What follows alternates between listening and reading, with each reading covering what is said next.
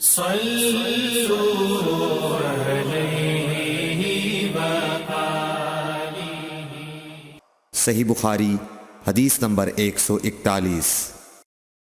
نبی اکرم صلی اللہ علیہ وآلہ وسلم نے فرمایا، جب تم میں سے کوئی اپنی بیوی سے جمع کرے تو کہے اللہ کے نام کے ساتھ شروع کرتا ہوں، اے اللہ ہمیں شیطان سے بچا اور شیطان کو اس چیز سے دور رکھ جو تو اس جمع کے نتیجے میں ہمیں عطا فرمائے۔ یہ دعا پڑھنے کے بعد جمع کرنے سے میاں بیوی کو جو اولاد ملے گی اسے شیطان نقصان نہیں پہنچا سکتا۔ صحیح بخاری حدیث نمبر 142۔ رسول کریم صلی اللہ علیہ وسلم جب قضاء حاجت کے لیے بیت الخلاء میں داخل ہوتے تو یہ دعا پڑھتے، اے اللہ میں ناپاک جنوں اور ناپاک جنیوں سے تیری پناہ مانگتا ہوں۔ صحیح بخاری حدیث نمبر 143۔ ابن عباس رضی اللہ تعالی عنہ سے روایت ہے کہ نبی کریم صلی اللہ علیہ وسلم پخانے میں تشریف لے گئے۔ میں نے پخانے کے قریب آپ کے لیے وضو کا پانی رکھ دیا۔ باہر نکل کر آپ نے پوچھا یہ کس نے رکھا؟ جب آپ کو بتلایا گیا تو آپ نے میرے لیے دعا کی اور فرمایا، اے اللہ اس کو دین کی سمجھ عطا فرمائیو۔ صحیح بخاری حدیث نمبر 144۔ رسول اللہ صلی اللہ علیہ وسلم نے فرمایا کہ جب تم میں سے کوئی پخانے میں جائے تو قبلے کی طرف منہ کرے نہ اس کی طرف پشت کرے، بلکہ مشرق کی طرف منہ کر لو یا مغرب کی طرف۔ صحیح بخاری حدیث نمبر 145۔ لوگ کہتے تھے کہ جب قضاء حاجت کے لیے بیٹھو تو نہ قبلے کی طرف منہ کرو نہ بیت المقدس کی طرف۔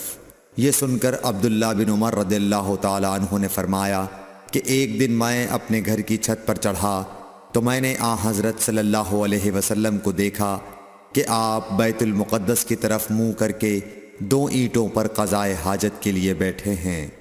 پھر عبداللہ بن عمر رضی اللہ عنہ نے واسع سے کہا کہ شاید تم ان لوگوں میں سے ہو جو اپنے چوتڑوں کے بل نماز پڑھتے ہیں۔ تب میں نے کہا اللہ کی قسم میں نہیں جانتا کہ آپ کا مطلب کیا ہے۔ امام مالک رحمۃ اللہ نے کہا کہ عبداللہ بن عمر رضی اللہ تعالی عنہ نے اس سے وہ شخص مراد لیا جو نماز میں زمین سے اونچا نہ رہے، سجدے میں زمین سے چمٹ جائے۔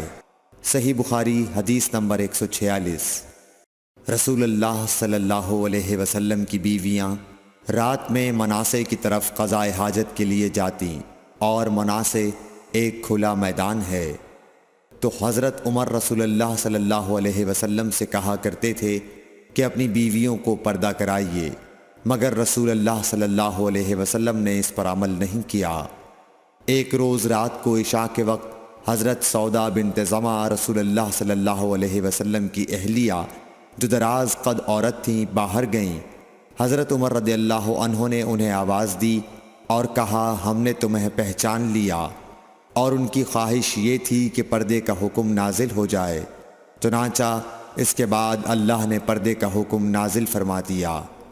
صحیح بخاری حدیث نمبر 147۔ آپ صلی اللہ علیہ وسلم نے اپنی بیویوں سے فرمایا کہ تمہیں قضاء حاجت کے لیے باہر نکلنے کی اجازت ہے۔ صحیح بخاری حدیث نمبر 148۔